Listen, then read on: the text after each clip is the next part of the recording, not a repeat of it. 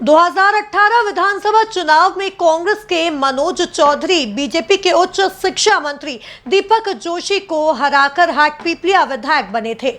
मनोज चौधरी सिंधिया समर्थक हैं। सिंधिया जब बीजेपी में आए तो उनके साथ मनोज चौधरी भी भाजपा में शामिल हुए थे। कांग्रेस की 15 महीने की सरकार के बाद प्रदेश में एक बार फिर उपचुनाव 2020 में हुए। भाजपा ने मनोज चौधरी को विधानसभा में प्रत्याशी के रूप में खड़ा किया था और कांग्रेस से राजवीर सिंह बघेल को हराकर एक बार फिर हाटपिपलिया विधानसभा के विधायक बने। मनोज चौधरी हाटपिपलिया विधानसभा के काफी लोकप्रिय नेता हैं। मनोज चौधरी का कहना है कि कांग्रेस के कार्यकाल में उनके द्वारा बताए गए कोई भी कार्य नहीं हो पा रहे थे, इसलिए उन्होंने भाजपा का दामन थामा। भाजपा की सरकार बनने के बाद हाटपिपलिया में तेज गति से कार्य होने लगे। कई सारी सड़क और पुलिया के निर्माण भी हुए। सिंचाई योजना और कई सारे लाभ ग्रामीणों को मिले हैं। इसी को लेकर आज हमारे संवाददाता ने विधायक मनोज चौधरी से खास बातचीत की। चुनावी दौर जारी है, सियासत गर्मा रही है और वही आरोप प्रत्यारोप के दौर भी अब शुरू हो चुका है। आज हमारे साथ चुनावी चर्चा करने के लिए मौजूद है हाटपिपलिया विधायक मनोज चौधरी जी। भैया पहले तो स्वागत है आपका हमारी रेड 9 न्यूज़ में। जी नमस्कार। चुनावी दौर चल रहा है, आपकी पार्टी भी अब मैदान में उतर चुकी है और कांग्रेस भी अब मैदान में जोरों शोरों से अपना प्रचार प्रसार कर रही है। आपकी भी सभाएं चल रही है, उनकी भी सभाएं चल रही है, रैलियाँ निकल रही है। इसी के साथ साथ कल एक प्रेस कॉन्फ्रेंस होती है, कांग्रेस नेता रितेश त्रिपाठी इसको लेते हैं और आरोप भी लगाते हैं नर्मदा सिंचाई योजना को लेकर के कि कांग्रेस इस योजना को लेकर के आई है और भारतीय जनता पार्टी के विधायक इसका श्रेय लूट रहे हैं। आप क्या कहेंगे इस विषय पर? देखिए, सबसे बड़ी बात तो मैं ये पूछना चाहता हूँ कि आखिर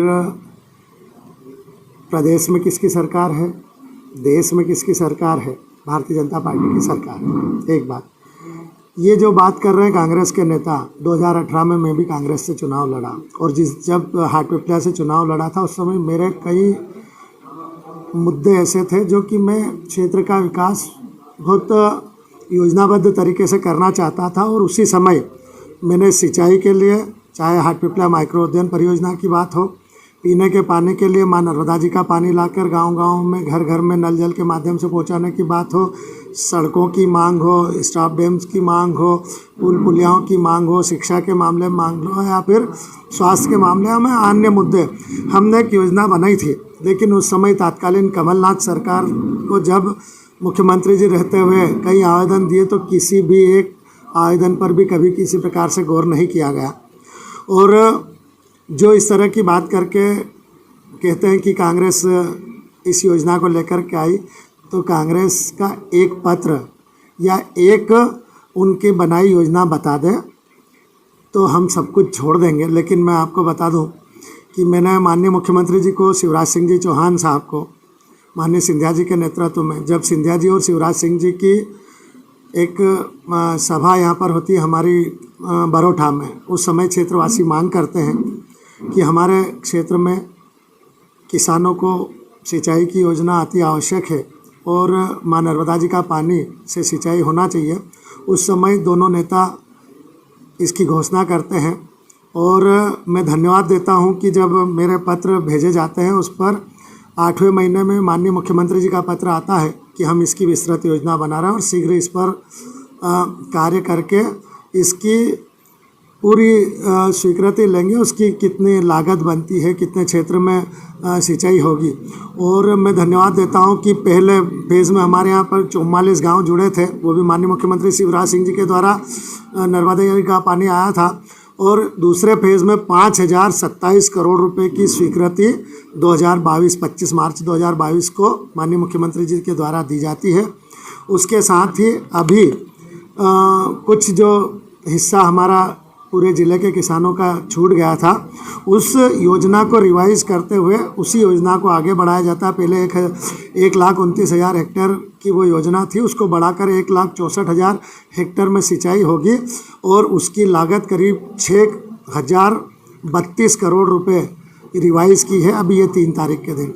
तो ये माननीय मुख्यमंत्री जी शिवराज सिंह जी है जो बहुत ही संवेदनशीलता के साथ किसानों का ध्यान रखते हैं, किसानों का ही नहीं हर एक क्षेत्र में ध्यान रखते हैं। तो उनके द्वारा योजना ये क्षेत्रवासियों को सौगात दी गई है। इसमें किसी को तो बात करने की उनकी हिम्मत ही नहीं होना चाहिए। मतलब ये लेकिन गलत सिर्फ गलत आरोप के अलावा- गलत आरोप प्रेस कॉन्फ्रेंस कर लगाए जा रहे हैं, आपका ये कहना है?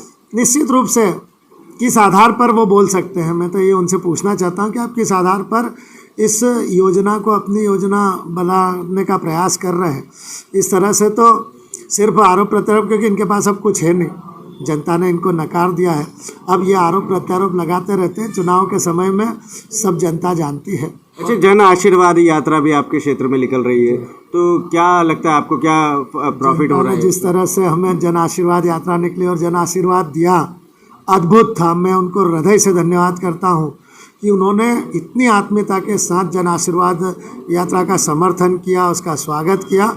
उन्होंने क्षेत्र में सब हटा करके एकमात्र काम को महत्व दिया, विकास को महत्व दिया।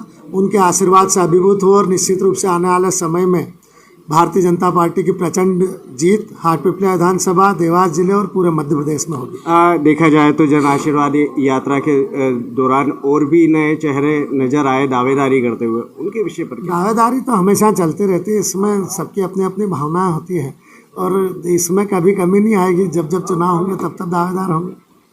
क्या लगता है कि हाटपिपलिया की जनता इस बार कितना समर्थन देगी आपको? जितना समर्थन पहले दिया था उससे कई अधिक मतों से हम इस बार जीतेंगे। इस बार 200 सीट में से कितनी सीट भाजपा के पास? 230 सीटों में से तो मैं कह रहा हूँ कि 200 सीट से कम नहीं आएगी। बहुत बहुत धन्यवाद। तो ये थे विधायक मनोज चौधरी जी, जिनके द्वारा हमें बताया गया है कि आरोप प्रत्यारोप का ये दौर जो चल रहा है, इसमें कांग्रेस लगातार झूठे आरोप लगा रही है। ये योजनाएं हम लेकर के आए हैं, मध्य प्रदेश सरकार लेकर के आई है, शिवराज सरकार ने इसकी स्वीकृति दी है और साथ ही उन्होंने ये भी कहा कि इस बार 230 में से 200 पार। प्रवीण आचार्य, रेड 9 न्यूज़, देवास।